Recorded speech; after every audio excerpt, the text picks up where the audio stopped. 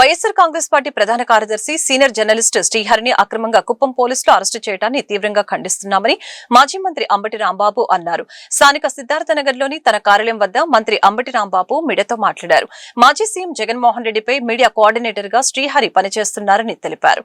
మాజీ సీఎం జగన్మోహన్ రెడ్డి ఇంటి వద్ద ఆయనతో మాట్లాడి తిరిగి కారులో వెళ్తూ ఉండగా కుప్పం సీఐ కాంతయ్య శ్రీహరిని ఉదయం 8 గంటలకి అక్రమంగా అరెస్టు చేసి తీసుకువెళ్లడం జరిగిందని ఇదేంటని ప్రశ్నించారు. కుప్పంలో శ్రీహరిపై కేసు నమోదైందని 7 సంవత్సరాల లోపు శిక్ష పడేవి కేసులో అరెస్టు చేసినట్లు సీఐ తనకు తెలియజేశాడని చెప్పారు. ఈ క్రమంలో శ్రీహరికి నోటీసులు ఇచ్చి పంపించవలసిందిగా కోరినా కుప్పం వెళ్లి అక్కడ నోటీసు ఇచ్చి పంపుతానని సీఐ తనకు బదులిచ్చినట్లు తెలియజేశారు. ఇలాంటి ఘటనలకు తెలుగుదేశం పార్టీ తగిన మూల్యం చెల్లించుకోక తప్పదని హెచ్చరించారు.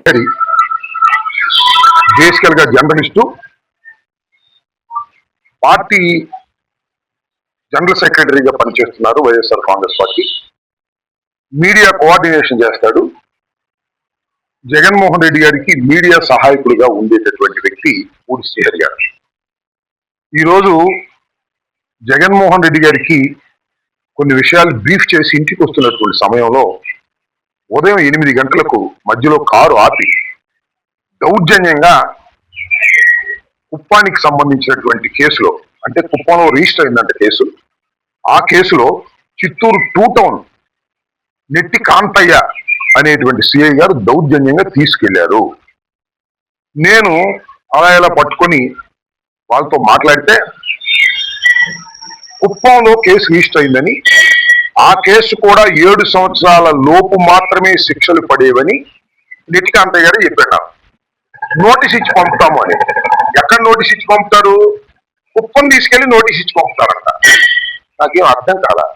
7 సంవత్సరాల లోపులో శిక్ష పడేటటువంటి సెక్షన్లు ఉన్నటువంటి కేసులో పూడి శ్రీహరిని అరెస్ట్ చేసి మీరు తీసుకెళ్లి కుప్పం దాకా తీసుకెళ్లి అక్కడ వదులుతారంట. అంటే ఒక భయపెట్టే కార్యక్రమం చేస్తున్నారు.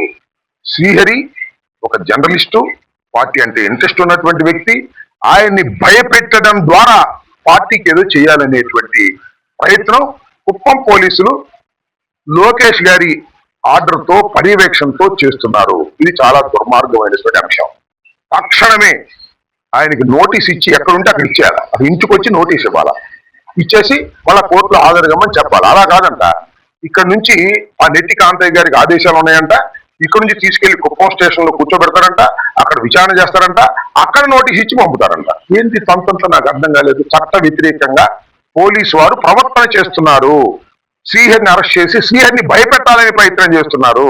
శ్రీహరి భయపడేటటువంటి వ్యక్తి కాదని కూడా మరొకసారి చెప్పదలుచుకున్నారు.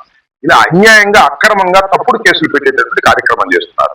మేము మొన్న ప్రతి పోలీస్ స్టేషన్ లో కేసు ఇచ్చాం రాధాకృష్ణ మీద. ఒక రిజిస్టర్ చేశారండి, ఒక్కరి కూడా రిజిస్టర్ చేయలే.